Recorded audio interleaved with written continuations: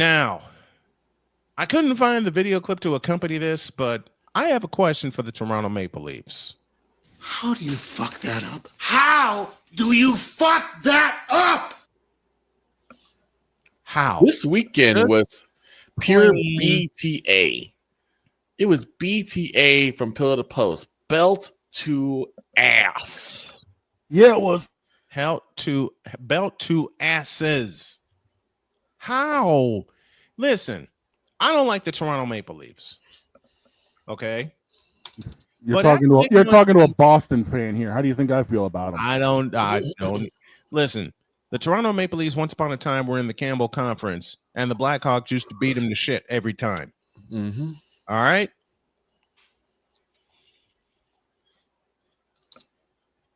Tell me how the hell you go on the road to Florida, win game 6 in South Florida, with a chance to win game 7 at Scotiabank Arena, aka the new Maple Leaf Gardens, and you get a foot put in your ass, allowing 6 goals, none in the first period. 6. Let me say that again. The Leafs tied a record for the largest playoff loss. ... At home. ... In give me this button here. The Leafs tied the record for the largest loss. ... At home. ... In a Game 7.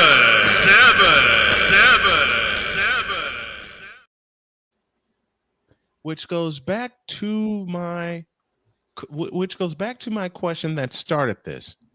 Dear Toronto Maple Leafs, how do you fuck that up? How do you fuck that up? They took a bigger thank deuce you, on the. And thank you, BGS, for that clip. He sent me I'm trying to find the video clip of it, but I do have the sound. Toronto took a bigger deuce on the ice than Randy Marsh's world record crap. I mean, come on, let's be real about it. Listen, you're welcome. Toronto took a bigger deuce on the ice than Tuukka Rask did in 17 seconds in 2014. Oh, wow. I quit. That was a flagrant foul. Oh, I haven't begun to dish out the flagrant fouls yet. But the thing is, I haven't begun to dish out the flagrant fouls yet. Personal foul. To what? 6-1. That was ugly. Toronto, are you not embarrassed? That's uglier than LeBron James's jump shot. No, even better. No, I can't. I can't do it. Yes, you can. I can. Yes, you're going to anyway. Oh yeah. And Victor's going to punch me. There we go. Yeah, I knew it was coming. Get it over with. That was uglier than Dak Prescott in Week 5 2 years ago. I knew it was coming. I thought you were going to say that looked uglier than the play at the end of the divisional round against the San Fran and Dallas, but no, that's just goofy. That is goofy. What Toronto did, what happened to Toronto? And I was watching a podcast this morning on the way in called the Gluttons for Punishment podcast. A shout to those guys north of the border. Mm-hmm. They let loose. This is the year that the Toronto Maple Leafs should finally blow up the core. Yeah. Because it's been the same goddamn thing since 2018.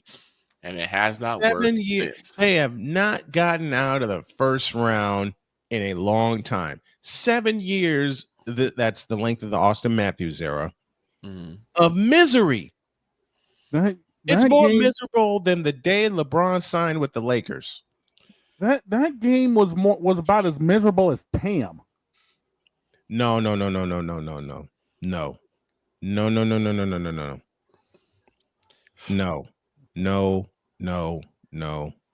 no. That's what's pathetic. Is the show goes versus the promise last time. Listen, on Friday. that thing is as miserable as the Pittsburgh Pirates. That was miserable as the show Post versus the Brahmins on Friday. Post night. Oh my God, the show Yeah. and the Brahmas. That's as miserable as the UFL overtime period scenario. Mm-hmm. Period. Ugh. That's as bad. What Toronto went through, the ass whooping they took last night in front of their own fans, which had them litter the ice before the final horn even sounded. Yes. They Again, turning into Cleveland in football season. Listen, the last two times, and thank you, RC, for bringing this up. The last two times the Florida Panthers played the Toronto Maple Leafs at Scotiabank Arena, you know what the final score was? 6-1, both times. You can't give up 12 goals in your house. No. Give me this. You Give should me be this button. protecting This is the home first time ice. I've ever played this button on the show, but I'll play it here. Kevin. God damn it! You can't make this shit up. You can't make this up. No, you can't. And now the Florida Panthers will face the Carolina Hurricanes for the Wales Conference title, and I have the Panthers winning that in 6 games. No. Change that. It'll go the distance. I know how Blake's going to say it. Somehow it's going to be Kings in 5. You have the two best teams in the Eastern Conference. You do. In the Carolina Hurricanes and the Florida Panthers. And the Panthers way look it should blood. be. It's going to be a 7-game bloodbath. It's going to be a bloodbath. Oh, absolutely. But back by the way, Vic, you were right about something. Blake came out with Carter Verhaeghe. She ain't my baby. Suge Knight got ready. Games in 6. No, I got the Panthers winning in 7. It goes the distance. You You have the two best teams. It could go either way. Okay, we're talking about two of the most superior teams in the NHL. One of them, the defending Stanley Cup champions. And this is where Ryan countered that by saying, "Goalie Bob, pigs are slobs, and doors have knobs. Cats in 6." Cats in 6. God, this rhyming thing is going to get the best of us. Yes, it is. It's going to turn into a friggin' segment. Thank you for giving me that idea. Fuck. Later in the week, like we did the beer baseball thing. Oh, no. Me and my big mouth. Say it right. Me and my big fat mouth. Yeah, I can't get that. Alberta has for God's oil, sake, Ryan. ribs required. Oh, God. This is the segment coming up. And we'll do it for the Wales and Campbell Conference Final. Oh, my God. I love you, Ryan, for this. Alberta has oil. Ribs require foil. This series will require toil. Oilers in 7. I agree. Oilers in 7. Okay. I'm going to come up with one of these after the break. I need a few minutes. Freddie Anderson has been the best goalie in the Stanley Cup playoffs. I still say Cats in 7. And each one of these games will either be 2-0, 3-1, or 3-2. It'll be low scoring. You might even see a couple of shootouts. I would be surprised if you see some shootouts. Game that will decide the series. Vengeance for the Stars. Not going to happen. The Oilers are the sneakiest best team, and I said it at the top of the year, and people didn't believe me, to watch the Western Conference champions. Mm-hmm. Watch the defending Campbell Conference champions. I have the Oilers winning in 7, and I have the Panthers winning in 7. Oh. But back to Toronto. How do you screw that up? How do you screw that? One more time. How do you fuck that up? How do you fuck that up? We're gonna work on our language, okay? Just trust me on this one. This is one where we had to get everything out. Matter of fact, I got a better one. Hey, Toronto Maple Leafs. What is that? What the fuck is that? One more time for those of us in the cheap seats at Old Chicago Stadium who hated the Maple Leafs. What is that? the fuck is that? And dear, I got to. Matter of fact, let me go a little further. It was quiet at the end of the first period, scoreless. Then 3 goals in the second delivered a, and the game was over. yep, Everybody rest, come back out. Third period, it was more of a Tiger uppercut. which sent the fans home. The Florida same said that, fans that were so excited. Mm-hmm. The same fans that were so excited about where's my button? About a Game 7. Mm-hmm. problem with the game. the same the Here's the same look when at the end of game 6 in Florida, we immediately should have thought this about the Toronto Maple Leafs. You're screwed. Yeah, you're totally screwed. You asshole, you beat me to it. I was going to fucking play that. I had something lined up and you beat me to it. Some bitch. Like, damn it, I had it. I was right there. Listen, I saw it, okay? I saw that. Oh, okay. All right, I Toronto, you messed up. And now you're going to be the butt of everybody's joke, like you haven't stopped being that. But you're also going to stop being a competitive team. Just like the Winnipeg Jets, who lost to the Dallas Stars in 6 games. You'll never be competitive. In Toronto, you'll never be competitive again. Ever. Nope. Winnipeg Jets.